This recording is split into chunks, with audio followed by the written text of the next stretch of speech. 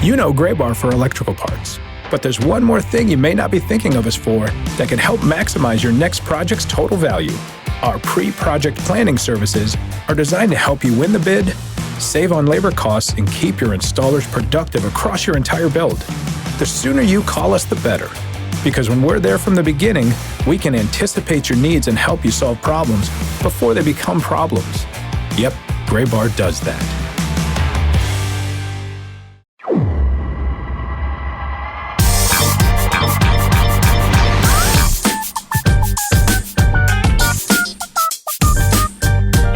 Well, at least 50 pounds heavier than the last episode of the Show Before the Show podcast, which came prior to Thanksgiving. The three of us welcome you into our final episode of November.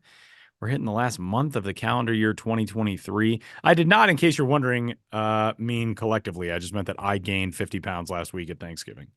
And yeah, I was going to ask if that was spread around. No, it's just just like 16 and a third or 2/3, I guess, amongst all of us. Yeah, wow. Sam and I lost weight actually, and I lost 20 pounds. Sam lost 20 pounds, and Tyler gained 90. I gained 90 pounds. It's just a 50. It's a 50. It's like a plus minus rating in hockey or basketball. It's just I'm plus 50, and these two guys are on the righter side. Although I guess plus would never mind. That's not important. I ate a lot of food. That's the lesson of last week. Hi, gents. Welcome in to this week's episode of the Show Before the Show in New York City. Benjamin Hill and Sam Dykstra reunited, and I am back home in Denver, Colorado on very little sleep from a college basketball road trip. How you guys doing? Well, I just want to issue the first correction of this episode already, because that's what we like to do is issue corrections. While we are indeed recording on November 30th, this is the first episode of December. That's when true. It drops for our listening public tomorrow. We have now moved into December. November is in the books as far as this podcast is concerned. That is true. This does come out on December. I want to see if you guys have heard of this. Have you heard about the Wham Challenge? Oh, no, but does it have to do with that song? Yes, but I hate that song so much. So no, you might enjoy this. You try to avoid that song as long as you can. Oh, I would enjoy that. So you lose the Wham Challenge the first time you hear it. Although I think I lost already because I was in New York City last week, and this is the thing that is kind of taken off since the last time I was in New York. The pedicab bike guys, they're just blasting music constantly now, like all the time. They're just blasting music. And they have like LED lights in the back of the little pedicab thing. But yeah, they're all blasting Christmas carols, and I think I heard the Wham song. So, but I bring that up to say, because it only starts in December. On December 1st. Fantastic. If I invented the rules, it would have started on Black Friday. Right. Because that feels like the start of the holiday season to me. And that's a debate we can have another time, is when does the holiday season begin? But according to the rules, as they've been told to me, it begins on December 1st. So it's like the game, which I have now lost because I'm still a high schooler. Once you hear the Wham song, you have lost the challenge and you are out. So amongst the three of us, let's see who makes it the longest. I really hope I win, because that song, nothing puts me in the opposite of the holiday spirit more than that song by Wham. Pretty much anything by Wham. Wait, the song we're talking about is what, Careless Whisper? Yes. Ben has been sitting here going through his Wham knowledge. His Wham catalog, the mental catalog. I know Careless Whisper, and what's the other? And Wake Me Up Before You Go. Don't know any other Wham song. That one's like, which is I had that as my alarm clock for a long time because I'm a walking cliche, or a sleeping cliche, and then an awake cliche, as it goes. I'm on just the right amount of sleep that I'm going to laugh very hard at all the jokes in this episode of the Show Before the Show today. As we welcome you in, Tyler, Sam, Ben, it's another episode of your friendly neighborhood minor league baseball podcast, the only official one of minor league podcasts, mind you. And as we round the corner into the final month of the calendar year, we got so much to talk about in this week's episode of the Show Before the Show. I missed our interview segment. I was a little late arriving back home, but we will preview our interview segment coming up here in a little bit. And before we do all that, let's talk about some news from around the world of minor league baseball with our very own Benjamin Hill, who was as consummate a professional as could be, put out a newsletter during the short holiday week last week. Time knows no bounds for the Ben's Biz Beat. What was the thing you were most excited about putting into the newsletter last week? Well, the newsletter had a lot of logo information that we have talked about on the podcast. I believe you and I, that was a Samless episode where we went through some of that, but new logo in Lake Elsinore and new alternates in Erie and places like that. So did a new logo roundup. And of course also linked to our previous episode talking with Dan Simon and how he designed the new Rome Emperor's logo, among many other things. So go back and listen to that episode if you haven't already. But in the episode, or in the newsletter, I also just used the space I had. I mean, technically I have infinite space. It's a newsletter. It could just go on forever. But within the word count I give myself, I had a little bit of a roundup of, minor league baseball news, and I think a few items are interesting to hit on here on the podcast as well. One, the way I phrased it on Twitter and in the newsletter, so I'll stay consistent, but good news for fans of old, awesome ballparks. This ballpark in particular, Jackie Robinson Ballpark, Daytona Beach, Florida, home of the Daytona Tortugas. I mean, that field has been essentially in the same location on Daytona Beach's City Island since 1914. It's the oldest ballpark in minor league baseball. Hosted Florida State League for the first time in 1920. Jackie Robinson spent spring training there in 1946, which is how it got its name. I believe in 1990 or so, it was renamed Jackie Robinson Ballpark because the games he spent in spring training with the Dodgers in 1946. I mean, he was technically with the Montreal Royals, their farm club that year. Those were his first games ever with the Dodgers organization, and therefore the first games in which he was integrating baseball. So tons of history in this ballpark, tons of classic charm. Obviously, with the standards in place now for minor league ballparks, you have to have some concern for a place like Daytona Beach and its ability to stay current, when you're going back over 100 years in one facility. But the Daytona Tortugas have announced a 20-year lease extension with the city of Daytona Beach, calling for a ton of, and it doesn't just keep them in the ballpark, but a lot of ballpark improvements coming. First will be, as is often the case, less public facing, but things getting them up to par, up to current standards on a player development side. But there will be, some fan facing renovations in the near future in the coming years as well. And I just think that's really great news because in all of minor league baseball, that's a very special place. And in the Florida State League, it's a special place because it's the only ballpark that was not built as a spring training facility first and foremost. So it just has a different kind of vibe, charm, history, intimacy, access. It's just a great place. So I was really excited to see that news out of Daytona Beach, and just excited to see that's a situation where the team in the city just understood how important it was to keep the team in town and work together to make it happen. There's a lot of details through Daytona Beach local media, as well as on the Tortugas website with some of the specifics if you're interested in that. And go to Daytona Beach if you have not already. So a little good news there to start your month of December, if you haven't heard that yet. That is very cool. And also, hey, we're a minor league baseball context. When we're talking minor league baseball, capital M, we're covering the 120 affiliated teams, but, we like to talk about other teams as well at times, partner leagues, teams that used to be part of the minor league landscape, leagues that used to be part of the minor league landscape. The Appalachian League, which was, through 2020, a short season rookie level, advanced rookie level circuit, is now summer collegiate. And we had the news a couple months ago that Princeton, who were the Rays for a lot of years in the affiliated days. This is Princeton, West Virginia. Then they were the Princeton Whistle Pigs the last couple seasons in the new summer collegiate Appy League context. Princeton decided they could not do it anymore, essentially. It's a very small market, small team, older ballpark.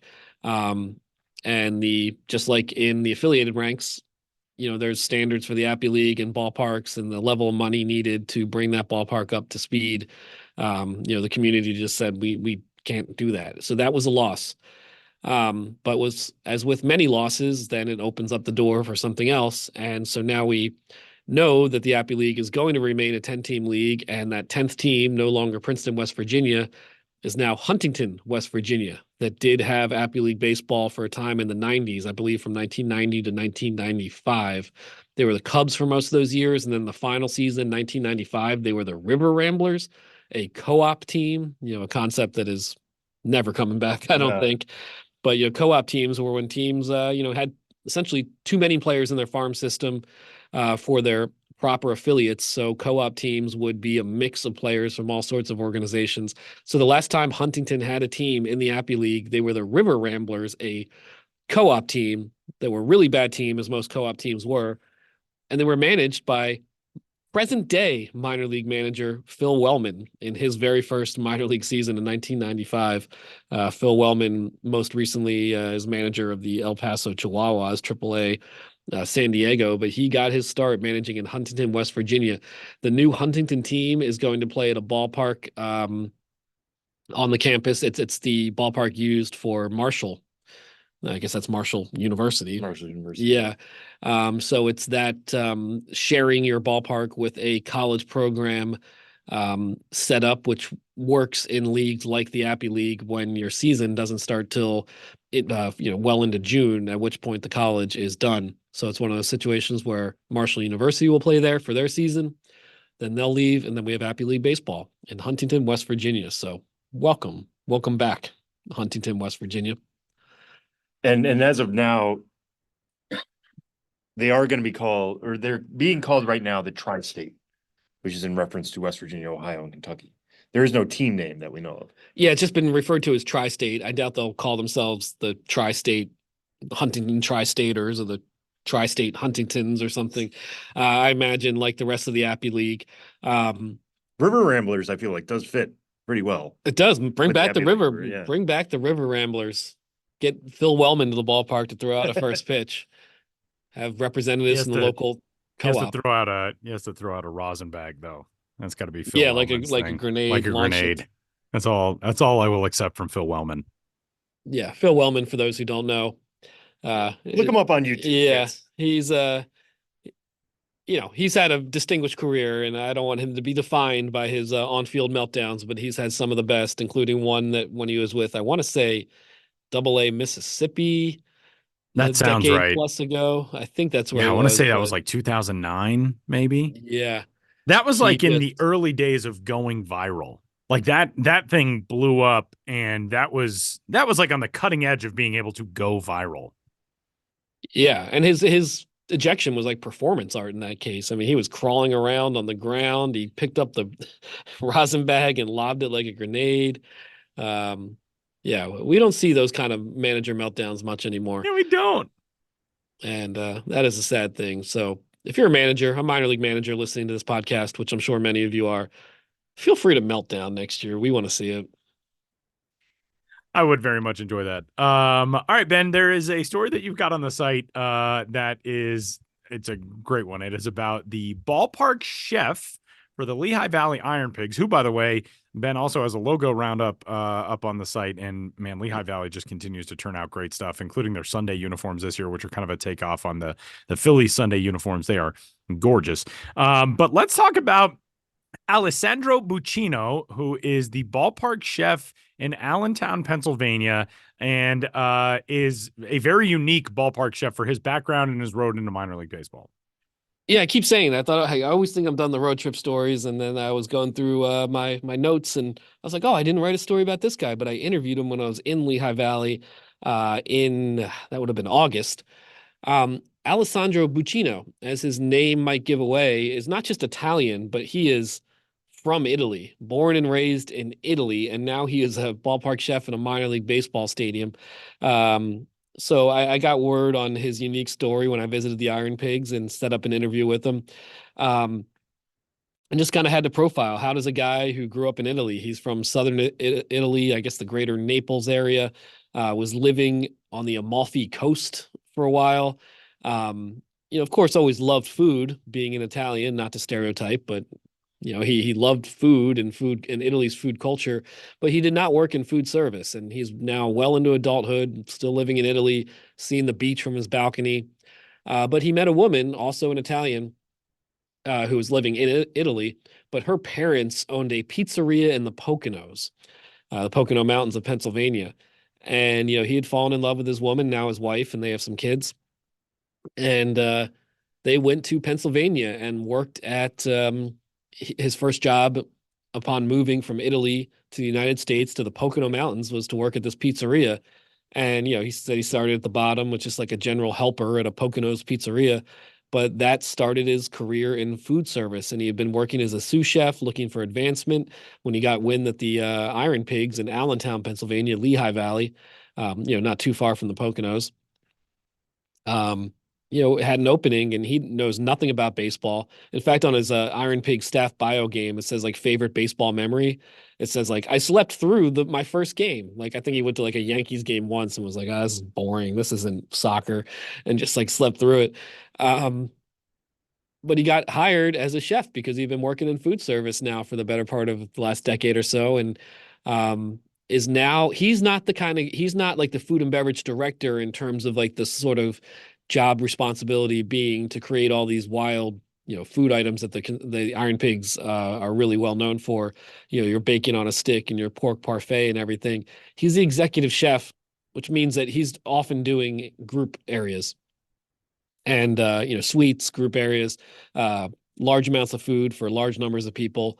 And he's just completed his first job or his first season on the job in minor league baseball after a career or a life in Italy, and then in a pretty unpredictable food service career in the United States of America and specifically Pennsylvania. So pretty interesting background and the kind of story I like to shine a little light on whenever I get the chance. The best thing about the end of that story is you ask him how you would say Iron Pigs in Italian, and he said after a pause, quote, "It's better that we don't." Yeah, he just was like, yeah, let's just not go there. I don't know why. Maybe he just thought it sounded ridiculous, but I would have liked to hear a native Italian speaker say Iron Pigs in Italian, but that did not happen. And fellas, before we go, back to the topic of formerly affiliated leagues with new franchises, the Pioneer League, which used to be along with the Appy League, an advanced rookie circuit for many years, all the way through 2020, is now independent. And Pioneer League currently had 10 teams, and they've added an 11th, and there will be a 12th. And we don't know where that one will be yet, but we know it will be in the state of California. It'll be a sister team of sorts to a team that was recently announced in Oakland, California. So all the drama with the A's and moving to Las Vegas and blah, blah, blah. The Pioneer League sensed an opening, and the Oakland Ballers will begin play next year in the Pioneer League. So that'll be another interesting one. New team in Huntington in the Appy League, and a new team in Oakland, California, the Oakland Ballers, which, as Sam has pointed out, is the Oakland Bees. Yes. I mean, they can call themselves the Ballers in the same way that the Athletics call themselves the Athletics, but everybody's going to call them the Bees. Even in the press conference, they had a logo, I think, that referenced that they will be the Bees. So it's very clever. I'm excited for the people of Oakland to have a baseball team after the major league team moves out. Hopefully, they give full-throated support to the Bees in the way they have with the A's. Those who have been super loyal to the A's. It's a sad situation for them. So, getting a Pioneer League team, it's not the same as a major league team, but there is a team nearby. Yeah, and I can see that doing really well. I mean, we're not talking major league level, we're talking the independent Pioneer League, but I could see a fan base like Oakland's really rallying enthusiastically to a team that is their own. And I'd imagine right from the jump, there's going to be a strong fan culture for the Oakland Ballers, and another team coming in Northern California in the Pioneer League to be announced later this offseason, which will bring the number of teams up in the league to 12. And of course, a lot of those teams playing in the league now are ones we remember from the affiliated days in places like Missoula, Montana. Now the Paddleheads, or Great Falls, the Voyagers, and teams such as that. So it's a big sprawling circuit now. They seem to have found success in their independent era and keep on expanding. It was 8, I believe. There's just 8 teams in the Pioneer League for a time. Now they have an 11th and adding a 12th. So congratulations to the Oakland Bees. Do we know where they're playing yet? I'm not sure, actually. That's a good question. I think they've announced the ballpark. They did not announce the ballpark in the press release. I imagine they've got a line on somewhere, and I imagine it's not the Oakland Coliseum. So, I was going to say, it would be very ironic if it was the Oakland Coliseum. Yeah, so stay tuned. Stay tuned for that. But happy to see expansion in these former minor league circuits. And hopefully we can all get out there one day and check it out. Field trip. So, yeah, I actually would really like that. I have not spent a lot of time in the Bay Area. I would really honestly love to go to a game at the Coliseum before that team leaves. I would like to. Everybody talks about it like it's just an otherworldly experience, and I want it just for that. Yeah, you can say I experienced this before it was gone and Before its demise. All right, fellas, before we go to the interview, I want to ask you a question from something that has popped up on baseball Reddit today. It dates to a story written in The Guardian in 2014, in which the question was asked, how high can a human being throw a baseball? And the answer here is that a pitcher in Major League Baseball with an 80-mile-per-hour fastball could conceivably throw a baseball over 10 giraffes standing on top of each other. Aroldis Chapman, the holder of the world record for the fastest recorded pitch in history, could, in theory, launch a baseball 14 giraffes high. I'm not sure how tall exactly these giraffes are. I'm not sure what the average height of a giraffe is. Average height of giraffe. Google says 16 to 18 feet. How many giraffes could you chuck a ball over? Just straight up into the air. It's got to have enough of an arc to get over the giraffes. How many giraffes you clearing, Sam, Ben? What was the 80-mile-an-hour mark again? 80 miles an hour. It says 10 giraffes, but it also says that an average person could throw at only 3 giraffes. It says a person with a, quote, reasonably good arm, unquote, could manage 5. But, like, I don't know. Maybe it's because we work in baseball. I think of, like, throwing 80 miles an hour. That's a reasonably good arm, and that person can get 10. Yeah, I mean, Sam's taking this very seriously, and I'm really happy about it. I want to say 6. Yeah, I think I would go 6. 6 feels like a good number. Like, I don't have a good arm. I'm not throwing 80 miles an hour. I'm not throwing 75. I ain't throwing 70. Yeah. But like even in my prime, even in my athletic prowess glory days, which were not glorious by any stretch of the imagination, I'm still not getting it to 10 giraffes. Absolutely not. I'm not, and there's I think I'd have a hard you time. can really do to throw it right, to throw it vertically. Exactly. That's the tricky thing. If it was like, how many giraffes could you throw it over who are well, I guess giraffes aren't really long. What's a long animal? Can you throw it over a blue whale? If you're just throwing, if the blue whale's laying on a flat surface, could you throw it over the distance of a blue whale? I don't know, maybe. Yeah, I think I'd go on like my best day athletically ever, maybe 6.5 giraffes. 6.5 giraffes. That poor 7th giraffe that gets the ball stuck in its stomach because you couldn't get. You just lop that part of the giraffe off. Ben, how many giraffes you going? I think at this juncture, since a lot of my life is coming to terms with the fact that I'm worse at things than I imagine I am, and that it's only getting worse, not to be negative, but I'm just feeling I'm not old. And I'm not going to start acting, doing like senior citizen cosplay or anything, but, I'm into my 40s now, my mid 40s, and I just don't really have it anymore in a lot of ways. So I'm just going to say 4 giraffes, 4.5, just not say something and then have to hold to it. And the thing is when they start this is such an honor system challenge because I've only seen maybe 2 giraffes ever at a time. The idea that we could get that many giraffes together, one, and then 2, have them stacked up. Yeah. Like a giraffe pyramid as opposed to a human pyramid. It's all theoretical, but I'm gonna be modest and just say not all that many giraffes. Okay. It's just not happening for me anymore. I think if I tried this and they were to actually stack up 6 giraffes, I would look and be like, there's no way I'm getting a ball over more than 3 of these giraffes. That would be I'd feel the same way. Tyler. All right, you guys. The interview segment this week is a fun one. I was not present for it, so I'm going to let you tee it up. Yeah, we got pictures from all throughout minor league baseball and asked them that question: how many giraffes could they throw a ball vertically past? That's what we call a tease in the business. When I brought that question up, the answer will surprise you. No, this is the second year that this has been a thing, but awards, league by league awards for groundskeepers and clubhouse managers were announced. And, at this podcast, we always like to celebrate people like that who do essential work in the game of baseball but don't get a lot of credit. And we have talked to a clubhouse manager, the clubhouse manager for the AA Bowie Baysox, home clubhouse manager, Jon Weinberg.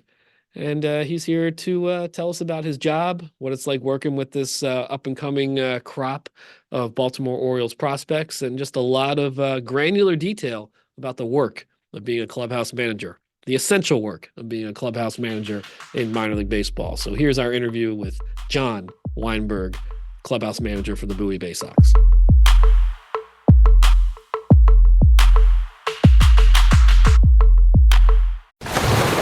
Raise the rudders! Raise the sails! Raise the sails!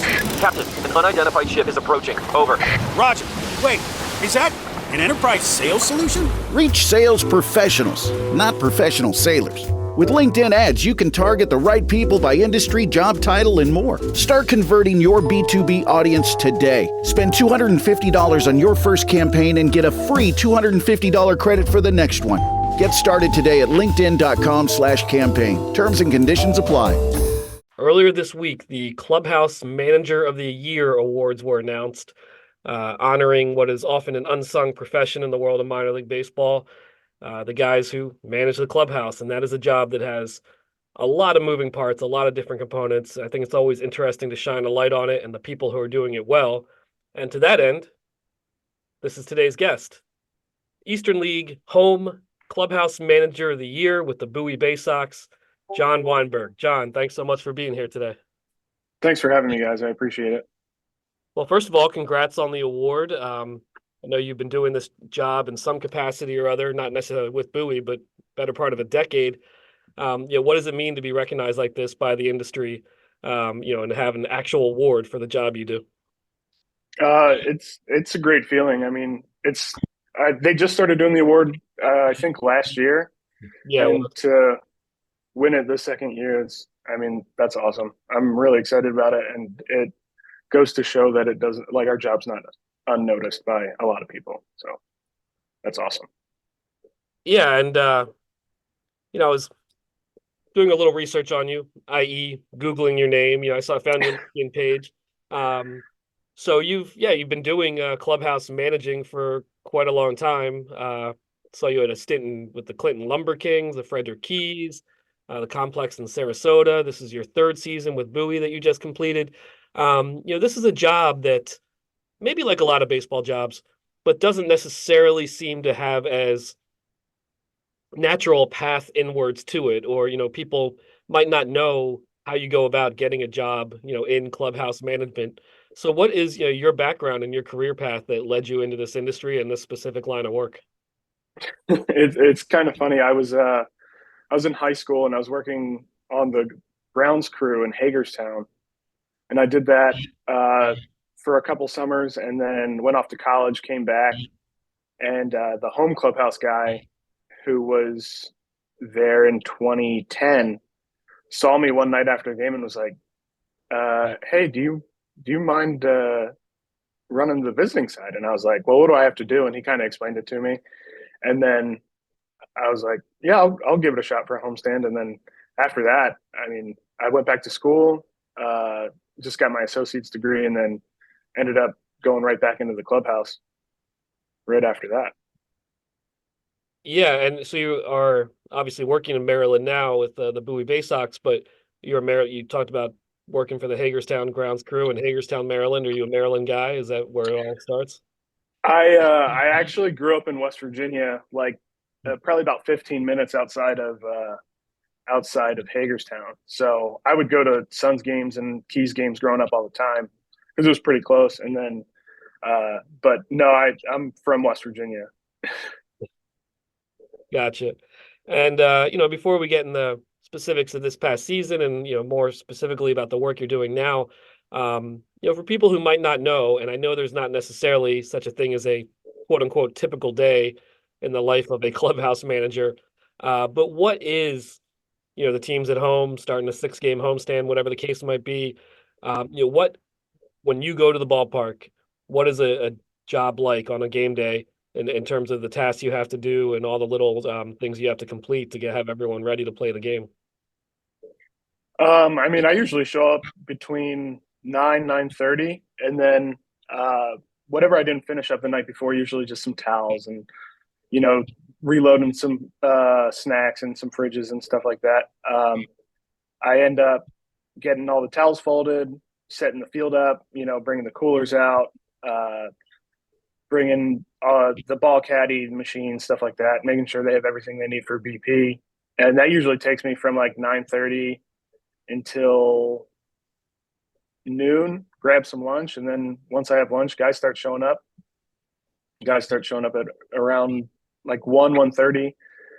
And then, you know, just being available from 1 until 4 when I get the pregame food set up. And then, you know, they're out hitting BP and doing in and out and stuff like that. So get the food set up, guys are rolling back in, get laundry rolling. You know, you always get asked those random, hey, do I have this? Do I have that? And of course, you know, if I don't, I'll run out and grab it or whatever. Then get that BP laundry rolling. And then after that, guys start getting ready for game, try to keep the vibes up in the clubhouse. And then game starts and I'm back to work for 4 or 5 innings. And then I finally get a chance to sit down and watch a little bit of the game. And then by the time the 7th inning rolls around, I'm getting the post game food, get that set up, get to watch maybe like the last inning. And then it's go time, like laundry, cleats, everything I got to do at the end of the night to make sure guys are ready for the next day. Yeah, and thank you for taking everybody through that, because anybody who's been in a clubhouse, we've been in it as reporters. We're seeing you guys buzzing around, doing a million things at once, but I don't think a lot of fans listening know exactly just how integral you guys are to the sport. Take me through. You know, Ben said this is your 3rd season in Bowie being a AA club.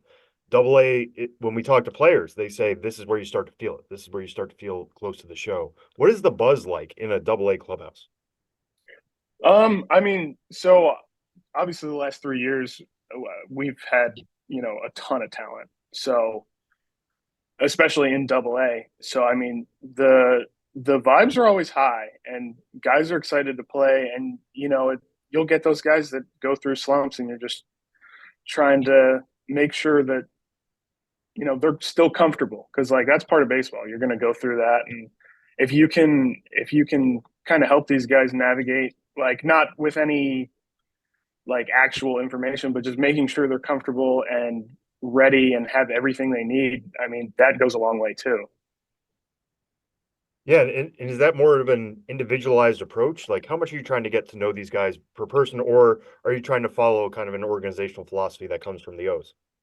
I mean, honestly, I've just like, my personality is my personality, and when you work with guys, you know, every day for 9 months, you get to know them pretty personally. So it's one of the things I enjoy about the job, and I like to think that the guys can, you know, confide in me and, you know, just kind of let their hair down a little bit. Yeah, for sure. And I'm not going to try to get you to tell any stories out of school or tattle on anybody. But as you've gotten to know, feel free. Feel free if you want to. That's you volunteering, not me. But as you've gotten to know these guys, and Orioles fans are getting to know some of them very quickly, Gunnar Henderson, Adley Rutschman, you know, 2 stars of the sport now, just not in Baltimore, or not just in Baltimore. As you've gotten to know these guys, who are some guys who you think from a personality standpoint, Baltimore fans should really get excited about? I mean, from a personality standpoint, everyone. I mean, all of those guys are great. Adley, Gunnar, Grayson, DL, Batista, Dean, Brad, like those guys, Ballman, I feel bad just naming guys, but like everyone's awesome. It's incredible to see, like, I'm trying to think of the right word for this, but just the team chemistry at every level with these guys. I mean, you don't see it very often. No, not at all. I know some Orioles prospects I've talked to have said the same thing. I mean, these guys have come up together, and kind of in your 3 years, I'm sure you've seen some changes. I mean, 3 years ago, we weren't talking about the Orioles as a playoff team. We are now.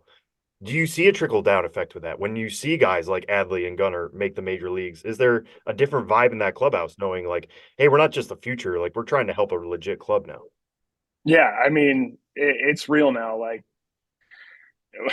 we like the org's done something really special, and I mean, it, the the win factor, like the minor leagues is about developing players for the big leagues, but like the culture that they've built is like, hey, we can do both. We can win games and we can develop players, which they've done a great job at doing both.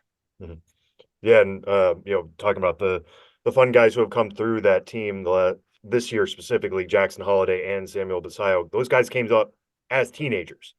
Yeah. Double A, you're getting 26, 27-year-olds in that clubhouse, even some 30-year-olds occasionally. All of a sudden you're dealing with teenagers who have like are I'm sure wide-eyed and bushy-tailed, but like how do you deal with guys that young who are so wide-eyed and trying to take it all in and might have different requests, or do you have to handle those guys any differently? I mean, no, those are just they're just regular guys. I mean, they're young, but I mean, those guys are good. and they're pretty groomed. Like Jackson might be one of the most mature 19-year-old kids I've ever met in my entire life. And Basayo was only with us for like a week and a half, and most of that time was on the road, so I didn't really get a ton of exposure to Basayo. But I mean, those guys are about business, and that's good for the future for sure. Mhm. Yeah, and as we're talking here about how things have changed with the O's, how has that changed your working relationship with players? Like, are they asking for different things now, or how has the job kind of changed for you in the last 3 years? I mean, our guys are pretty low maintenance. As long as they have what they need for the game, I don't get any crazy requests or anything like that. And I mean, that goes back to 21 when I had most of the guys that are in the big leagues now. Like those guys are just very laid back, not needy at all. Like just I need to play, I need to do well, and that's all they care about. You mentioned crazy requests, and then talking to clubhouse managers in the past, there's often stories about the kind of things, the errands you have to run that most people might not, think about as being part of the job. Maybe some of those you can't get into, but do you have any examples of, things you just have to incorporate into your day? Player needs this bit of equipment or this type of food or whatever the case may be. When I first started, it was a lot more like, hey, do you mind running to the store and getting me Chick-fil-A? But now that like Uber Eats and all those other food delivery services exist, like I don't have to worry about that. Those guys will just order it on their phone, or we're pretty lucky in Bowie because there's a Chick-fil-A in the parking lot, and they'll just stop by there and There grab you some go. food. There you go. But no, it's not too bad. Every once in a while, it's like, hey man, I totally forgot. Can you run grab me, Monster Energy drink or something? But like I said, there's a Chick-fil-A. I got a good setup. There's a Chick-fil-A, there's a gas station, and there's a BJ's wholesale, like right in the parking lot.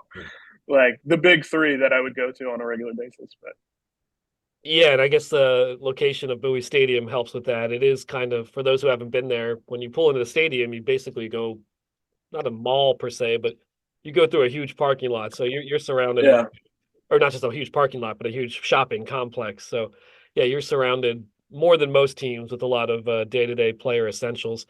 Earlier when we talked about, or when you talked about your typical day, kind of went right into it with the laundry. And obviously that is just such a huge part of the job. In terms of doing laundry, you have a preferred brand of washer dryer or a or a preferred system for getting it done, or ways you've changed doing it from from the start of your career to now? Because as much as on one hand it's a simple task, I'm sure it's also highly complicated in terms of all the coordination of everything you have to do, the size of the loads, the timing of the game, batting practice, pregame, postgame. How do you put that puzzle together? I'm actually pretty fortunate because I have two industrial washers and two industrial dryers, so that's a huge help. But I remember when I was in Hagerstown, we had my first year, it was 2 household washers and 2 household dryers in like the training room. And then my second year, they combined all of the laundry. So it was 5 household dryers and 5 household washers. And looking back, I was like, we were up until 3 a.m. just trying to get laundry done. And now I've got a pretty good system that gets me out of there 2.5 hours after the game ends. So it's not too bad. I'm usually out of there by like 12:30, 1 o'clock. Yeah, it's not bad at all. I mean, I guess all within the perspective of this kind of job. In your earlier days with laundry taking a longer time, maybe a day game after a night game. Yeah, I know I've talked to people in the past that just like, oh, I'm just sleeping at the ballpark tonight. Was it that kind of thing for you through the years? Oh yeah, I've done that a couple times. The old we played extra innings and then we got a 11 a.m. kids game the next day. Well, I guess I'm not going anywhere. But no, that's kind of fizzled out now that I've got a good system, and there's some of the kids in Bowie help me out every night, and that's always nice. There you go. Yeah, and looking back on this year, since we are in the off season, you've had a few months to reflect, and obviously it was an award-winning season. What was the highlight for you this year? Oh man, like I don't spend too much time looking at like that kind of stuff, and I actually stole this from our AAA clubhouse manager, but every win, I'll turn all the lights off in the clubhouse and we'll get party lights going and music blasting. And that's my favorite because the days you win, you get to experience that. And the days you lose, it's, a little more somber and you don't get the full experience of Club Dub Junior. But when we win, it's fun. That's what I like the most. Yeah. Who got the aux cable the most in that clubhouse? Ooh, probably Connor Lopridge. Was he instructed to, or did he seize it? How does that work? He was. I mean, he was probably one of the more vocal guys. So like, he just was like, "Hey, where's the iPad?" And he'd fire up some music, and I'd talk to him about what song we want to play when we win, and like get a playlist going. So it was nice. Yeah, there you go. What was the theme song of the 2023 Baysox? I mean, our win song was "No Hands" by Waka Flocka, so that was pretty good. At first, the first half of the season was actually Motley Crue, and we didn't have a great first half. So we switched it and changed the vibes up and switched it to Waka Flocka, and we won some more games, and it was fun. Get those speakers going, get the lights going. I think we might have to, the other teams might have to start looking at that more Waka Flocka in the clubhouses moving forward. Yeah, or at least less Motley Crue. Less Motley Crue. We had a little Creed going, and that I have a love-hate relationship with them right now. Are you saying you guys beat the Rangers to Creed? Is that what you're saying? No, I'm saying me and a handful of my friends may have been starting listening to Creed like a year and a half ago and then just never stopped. I know that game. So as you look forward to 2024, what do you think are the lessons you're going to take from this year and kind of put them in, non-Motley Crue aside? But what lessons are you going to kind of implement for next year? I just really enjoyed doing this. So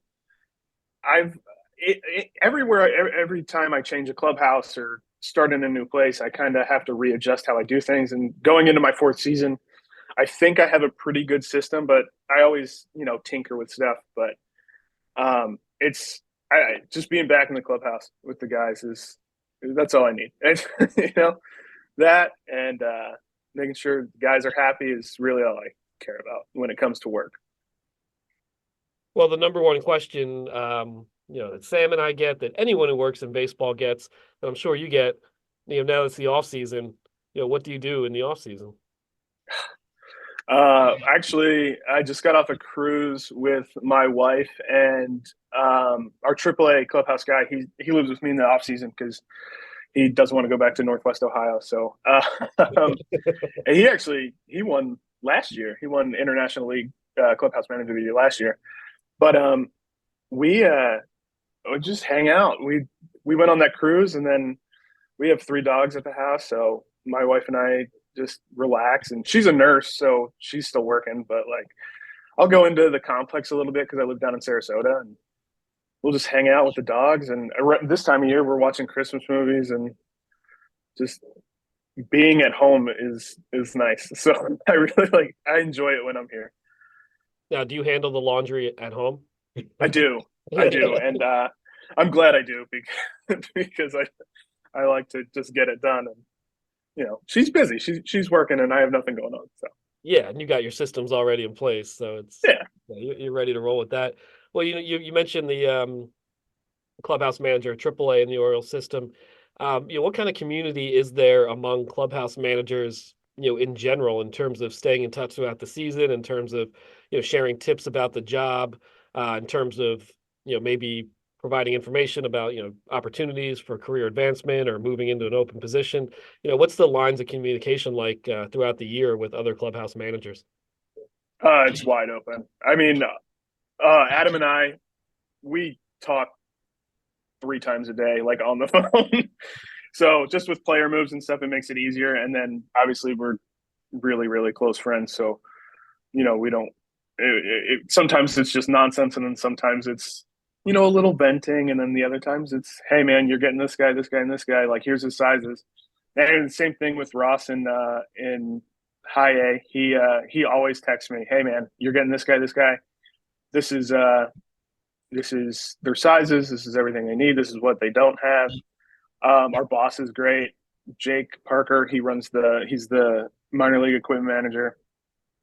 And his communication's awesome. And then obviously Kent, who is Jake's boss, the director of minor league operations. We couldn't ask for anyone better than Kent to communicate with. He's great with player moves. He's always keeping us in the loop, which is, half the battle. And then it's nice that we have a very flowy line of communication between everyone. And just going back to your career in general, one of your first stops in minor league baseball, the Clinton Lumber Kings in the Midwest League, Clinton, Iowa, one of the oldest ballparks in minor league baseball. I believe that's now summer collegiate or independent ball of some kind now in Clinton. But longtime minor league town, very small market, very old ballpark. What are some memories that stand out from working in the clubhouse for the Clinton Lumber Kings? Oh man, I remember when I interviewed for that job, I was talking to GM Ted Torno, who I think he's still running the collegiate league, yeah. And he was like, I was like, hey, can I see? Because I saw the field and the stadium, and I was like, I want to see the clubhouse. He's like, I don't have any pictures, but I think there's a video online, and it was Walls did a commercial with the old clubhouse manager, and I saw the clubhouse. I was like, that doesn't make sense. Like, that field's an old field, and that clubhouse is really nice. So walking into that clubhouse to this day might be one of the biggest clubhouses I've ever worked in, and it was super nice. And it was ready for all of the advancements of like minor league baseball. So that clubhouse, I get excited about that. It's a little nerdy, but like seeing new clubhouses, is cool to me. Yeah, I can imagine. It's your career, so you got to see what these things look like. Well, to close, again, congrats on the award, AA Eastern League Home Clubhouse Manager of the Year. We believe that clubhouse managers should get more recognition in the industry. It's a job that gets overlooked. That there should be like a bobblehead giveaway in Bowie next season, featuring you and your award. That's what we think should happen. So if you did have a bobblehead, how do you think you should be portrayed? Hopefully thinner. But no, I don't know. That's a really good question that I've never thought about. I don't know. Just I usually, like, before the guys get there, I'm in like a t-shirt, pair of shorts, and Birkenstock. So maybe that, just super down to earth. Just if you ain't Birkin, you ain't working. We're also going to get you a Birkenstock promo deal out of this. I think that's that'd be goal. dope. Well, bobblehead and Birkenstock endorsements. Yeah, there we go. Yeah, we'll sign. That'd be awesome. Yeah, we'll sign on as your agents after this. Oh, perfect. But yeah, I think that's about all we have. But again, congratulations on winning the award and shining some light into who you are and what you do. Jon Weinberg, the home clubhouse manager for the Bowie Baysox, Eastern League Home Clubhouse Manager of the Year. Thanks so much for joining us on the Show Before the Show podcast. Thank you, guys. I appreciate it.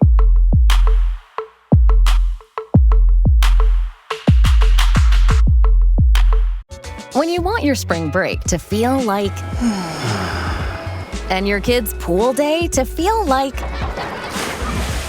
and your hotel bed to feel like ooh, and room service to feel like because at Hilton, hospitality feels like your cabana's ready. Would you like fresh towels? It matters where you stay. Book now at Hilton.com. Hilton, for the stay. So there's a little bit of insight into the world of some of the most unsung heroes in all of baseball. Clubbies are cool people, man. That is a thankless job for a whole lot of folks, and it's always very cool when you get a chance to talk to somebody like Jon Weinberg, and a huge thanks to him for stopping by the show, and congrats on his terrific work. And Sam and I are going to get a chance to talk, I guess you can't really call it on-field stuff, but it's related to on-field stuff as the winter meetings approach. Before we get into winter meetings conversation, though, there is some news about a guy who we have loved as a prospect for what feels like a long time, and yet I'm not even sure if he's allowed to vote yet. Jackson Chourio, who is reportedly, and of course, the way this podcast goes, by the time this comes out, the now 19-year-old Venezuelan prospect will almost certainly have signed this deal. But there is news that Jackson Chourio will become a prospect with the richest contract ever given to a player who has yet to reach the major leagues. The Milwaukee Brewers and Jackson Chourio are closing in on a deal that is expected to be for 8 years and nearly $80 million. It'll include reportedly 2 team options, according to John Heyman. Sam, this is obviously very exciting news for Brewers fans. Give us your thoughts on this Jackson Chourio deal as the guy who has been the Jackson Chourio drum beater for many, many years. Yeah, I mean, this is fascinating on many levels. If Jackson Chourio is going to sign a deal, it would have to be record-breaking in some way, and some of the money figures that we're hearing bandied about are between $80 and $90 million to get this deal done. So on one hand, you can see why he would take that, right? Like, they're getting that much money guaranteed when you were coming off your age 19 season is a big deal. It would also, I'm not going to say it's going to guarantee his spot on the opening day roster for the Milwaukee Brewers, but it solidifies it at the very least. The Brewers, actually, one of their strengths is in the outfield. I mean, obviously they have Christian Yelich there, who is a veteran for that team now, has had some up and down seasons. They just called up last year Sal Frelick, Joey Weimer, who got sent down at one point, but Sal Frelick had a pretty solid season there. Garrett Mitchell has battled some injuries, but he's super fast, can play a really good center field as well. The Brewers have center field options. But now Chourio has the highest ceiling of anybody. And I've long said, like, if Jackson Chourio looks ready, he's a player you make room for.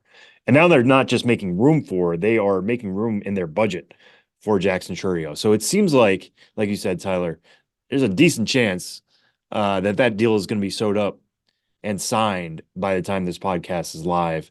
It's just a fascinating deal on multiple sides. I can see why he would take it. It's a lot of money to take, guaranteed, like I said.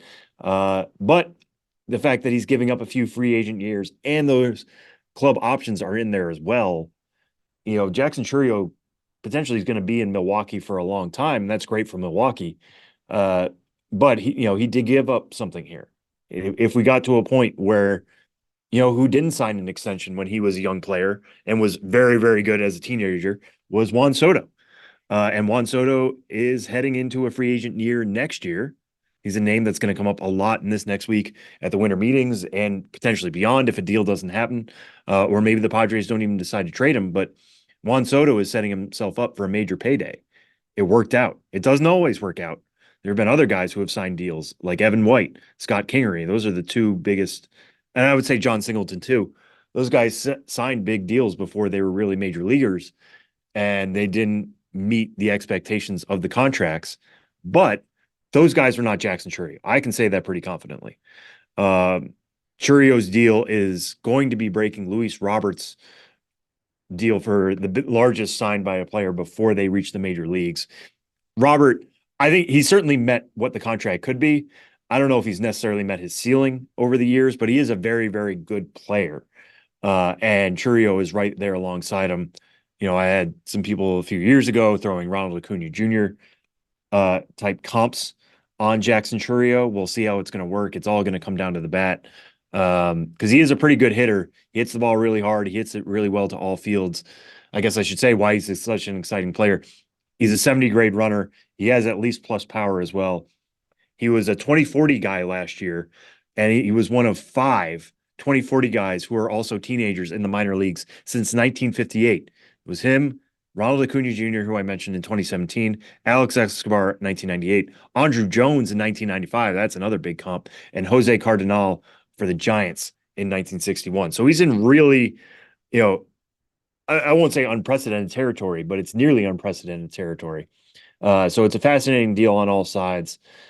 He wouldn't sign it, I don't think, if he wasn't happy to stick around Milwaukee. And, you know, he will be a big piece of their not only future, but present once that deal is signed. All right, Sam, you noted the winter meetings are on the docket. So much coming up at the winter meetings this year is going to be really interesting. Winter meetings session, obviously, so many huge name free agents out there. Shohei Ohtani, the biggest among them. But what else is coming up as far as it pertains to prospect stuff? The draft lottery, a huge piece of the puzzle. The Rule 5 draft is ahead as well. So much coming up over the next week. Yeah, on Tuesday will be the draft lottery, which I think last year was very successful. It generated interest in the draft, you know, at this point in the calendar. Normally, like draft 100 lists are coming out, and I know Jim and Jonathan on the MLB Pipeline side are working super hard on those right now, but it's so far away. Well, now not everything's set yet. We don't know what the draft order is necessarily going to be at the top of the first round. We're going to find out that super soon. So next Tuesday is when the draft lottery will be held. Just to go through real quick, who has the best odds? The A's, the Royals, and the Rockies each have an 18.3% chance at getting the number 1 overall pick. The White Sox are 4th on that list at 14.7%. The Cardinals at 8.3%. Angels at 6.1%. The Mets at 4.3%. The Pirates at 3.0%. And then everybody else who didn't make the playoffs is 2.0% or less.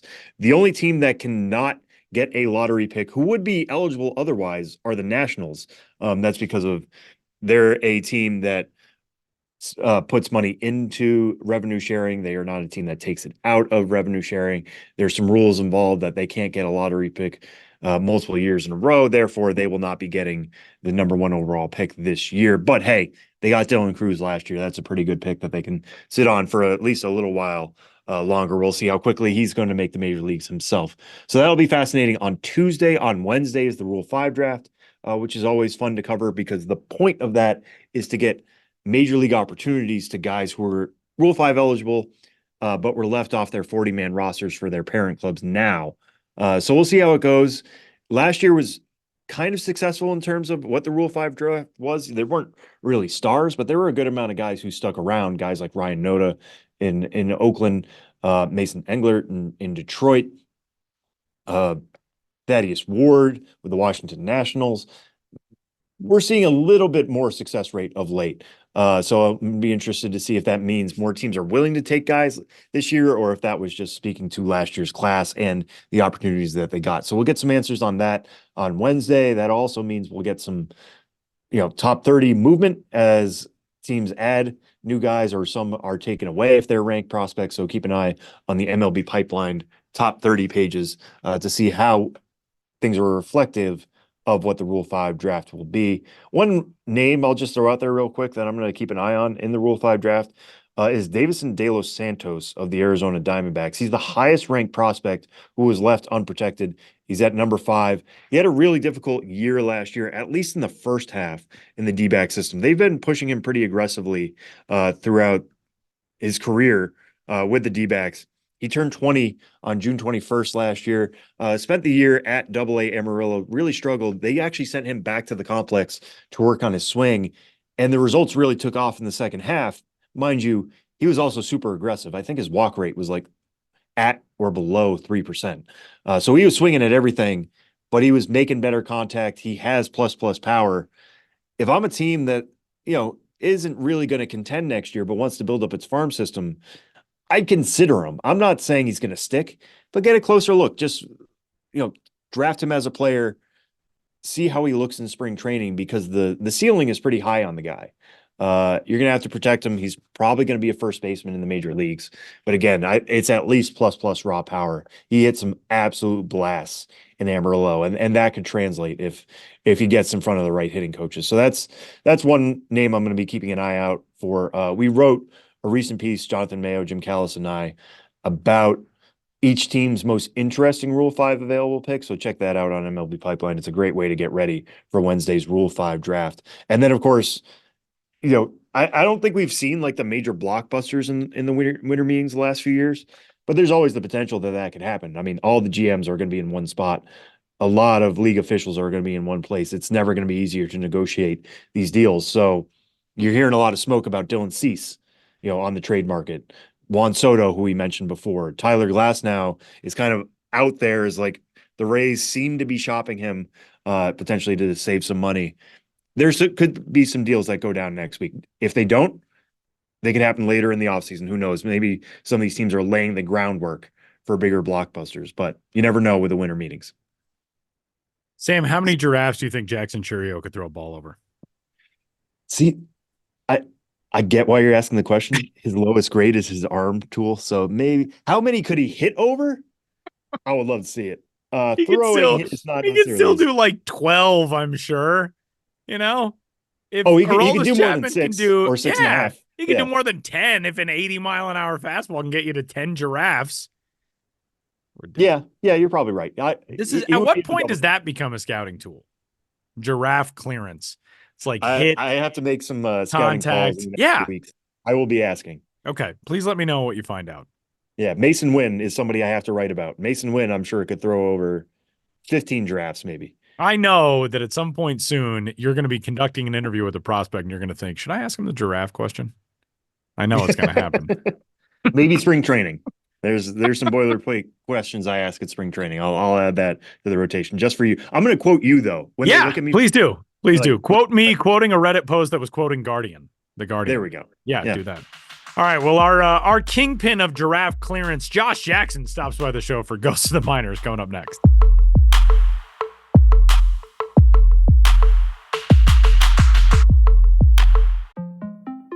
TaxAct is here anytime you want to easily file your taxes.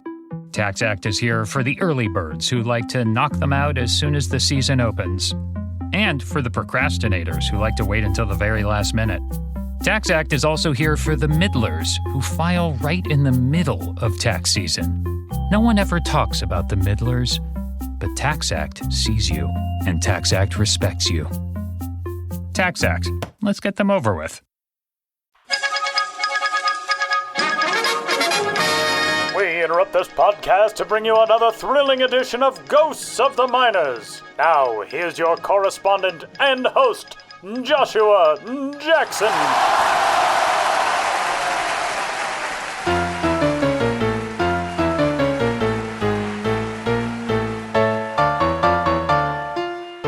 Welcome back to Ghosts of the Minors, in which all of you out there in Radioland must identify the legitimate historical ball club or player hiding amidst the fraudulent pair. One once played the old ball game in 2 countries. The others never showed up anywhere. In the last segment, I asked you which of the following minor league baseball players did at one time exist. A. Duke Pyle. B. Ralph Mountain. C. Spew Heathcliff. You've achieved great heights without any signs of altitude sickness if you picked B. Ralph Mountain, who climbed the hill of pro baseball accomplishments across multiple minor leagues in the late 1930s.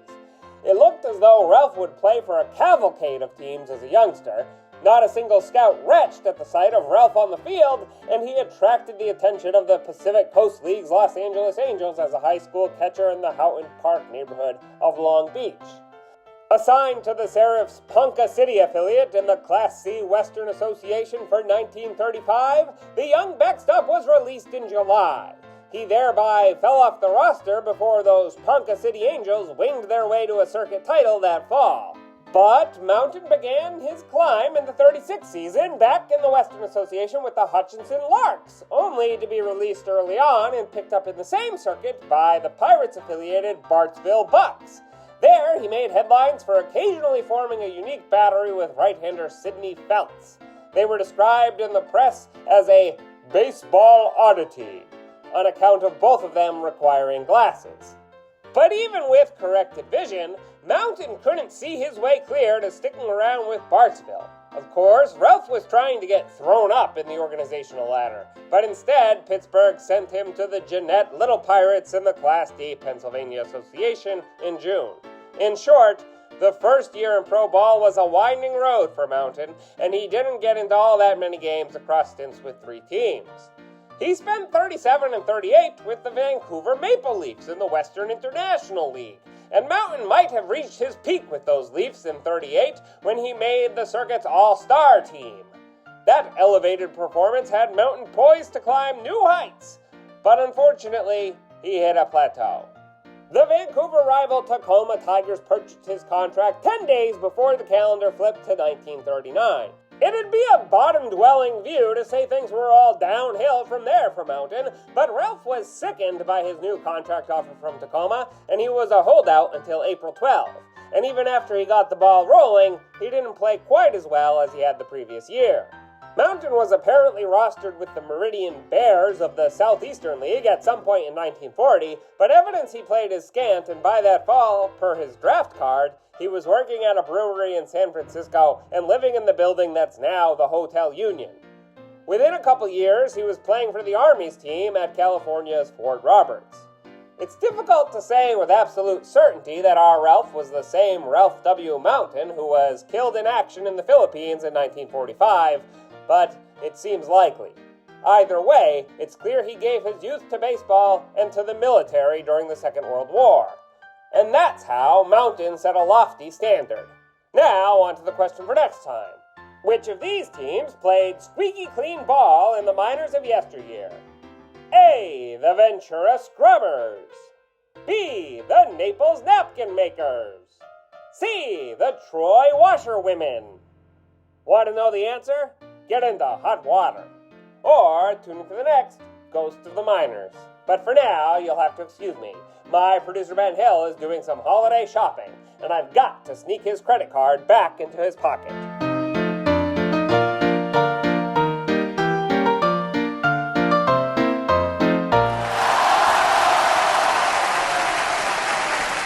Final segment of this week's episode of the show. Before the show, you heard from our good buddy Josh Jackson, who you guys got to see this week. How was that?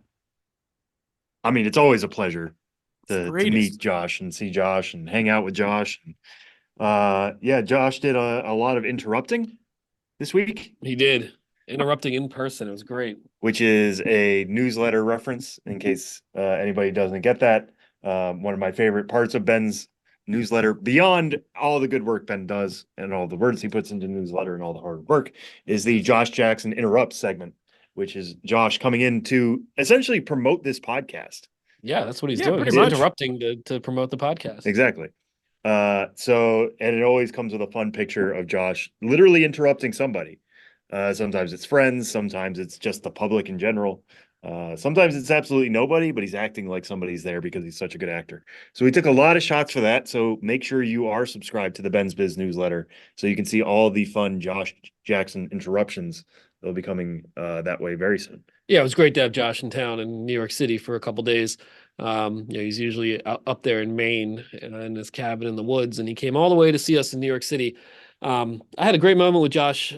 We all went out for a little company outing on Tuesday night, and there happened to be a record store down the street from the restaurant we were meeting at. And I got there a little early, so I was browsing around this record store, and right out in the front, in the kind of outside of the store before you even go in. I was browsing through some stacks of records they placed out there, and one of them was Caruso's Greatest Hits, the Italian crooner Caruso. And Josh Jackson had recently made both some jokes on Slack about Caruso. He'd included him in a Interrupts column. Josh, an anachronistic fellow, loves Caruso and songs of that ilk. Anything, the older the better as far as Josh is concerned. So I found this Caruso double LP. And when Josh got the restaurant, I said, Josh, I have a present for you. And I went out and took him to the record store, and on my own dime, bought him the double LP, Caruso's Greatest Hits. And now Josh is the proud owner of a Caruso LP. And I'm just so proud of myself and so happy that Josh will be able to listen to the soothing sounds of Caruso as he writes his latest installment of Ghosts of the Miners.